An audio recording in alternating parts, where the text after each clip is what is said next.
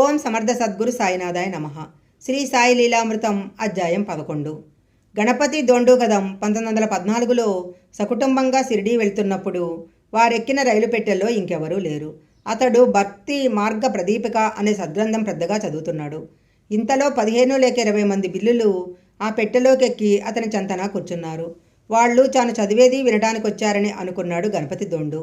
5 నిమిషాల తరువాత రైలు వేగంగా పోతుండగానే వాళ్ళందరూ ఆ పెట్టెలో నుంచి దిక్కి పారిపోయారు. దోండ్ ఆశ్చర్యంతో తలుపు దగ్గరకు వెళ్ళి చూశాడు. ఆ బిల్లులు వెనకకు చూస్తూ పరిగెడుతున్నారు. దోండ్ కూడా వెనుకకు తిరిగి పెట్టెలో చూస్తే ఒక పక్కగా వృద్ధ పకీరొకరు కూర్చున్నారు.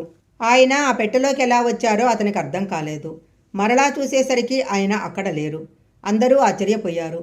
వాళ్ళు షిరిడీ చేరగానే సాయి నవ్వి, అరే భద్రంగానే వచ్చారే అన్నారు. ఆ మార్గంలో బిల్లులు తరచూ రైళ్లు దోచేవారు. అలాగే ఒకప్పుడు నానా చందోర్కర్ ఒక అడవిలో ఉన్న ప్రసిద్ధమైన గణపతి ఆలయానికి బయలుదేరాడు. రైలు ఆలస్యమై అతడు అడవి చేరేసరికి పొద్దుగూకింది.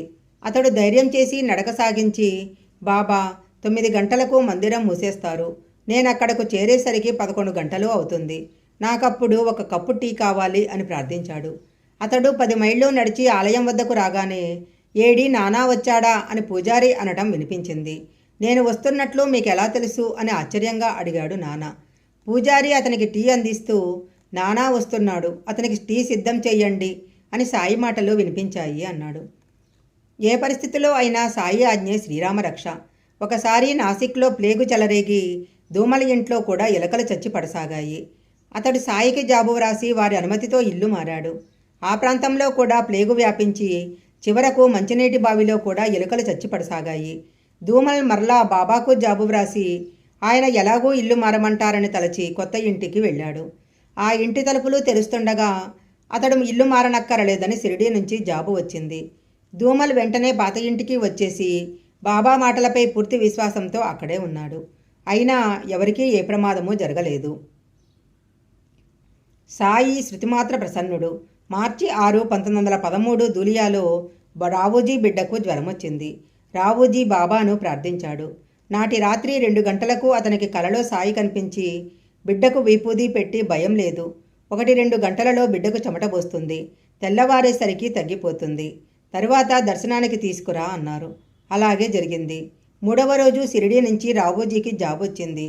నేను ధూలియాలో నీ మిత్రుడు రావూజీ ఇంటికి వెళ్ళాను అని శ్యామతో బాబా అన్నారట. 2 వారాల తర్వాత ఆ కుటుంబము షిరిడీ బయలుదేరారు. ఆ రోజు హారతి సమయంలో సాయి, శ్యామ ఆరతి కొంచెం ఆగి ప్రారంభించు, ఆ టాంగావాడు జాగు చేస్తున్నాడు అన్నారు. అతడు అలాగే చేశాడు. ప్రసాదం పంచే వేళకు రాబోజీ అక్కడికి చేరాడు. అతడి బిడ్డతో సాయి, నీకు జబ్బు చేసినప్పుడు ధూలియా వచ్చాను గుర్తుందా అన్నారు. ఒక వేసవి సెలవులలో నానా చందోర్కర్ తన స్నేహితులతో కలిసి హరిశ్చంద్రగుట్ట వెళ్ళాడు. మధ్యలో అతడు ఎండకు డస్సిపోయి, నీరు తాగక నేనొక్క అడుగైనా వెయ్యలేను, సాయియే నన్ను కాపాడాలి అని ఒక బండ మీద కొలబడ్డాడు. మరుక్షణమే ఒక బిల్లుడు కట్టెలు మోసుకొస్తూ నానాతో, మీరు కూర్చున్న బండ కింద మంచినీరుంది తాగండి అన్నాడు.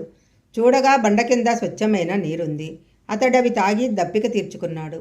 సరిగా అదే సమయంలో షిరిడీలో సాయి, నానా దప్పికతో చావనున్నాడు, కానీ నేను చావనివ్వను అని అన్నారని తెలిసింది. అన్నాసాహెబ్ బాబ్రే షిరిడీ వెళ్ళినప్పుడు అతని గ్రామంలో ప్లేగు చెలరేగింది.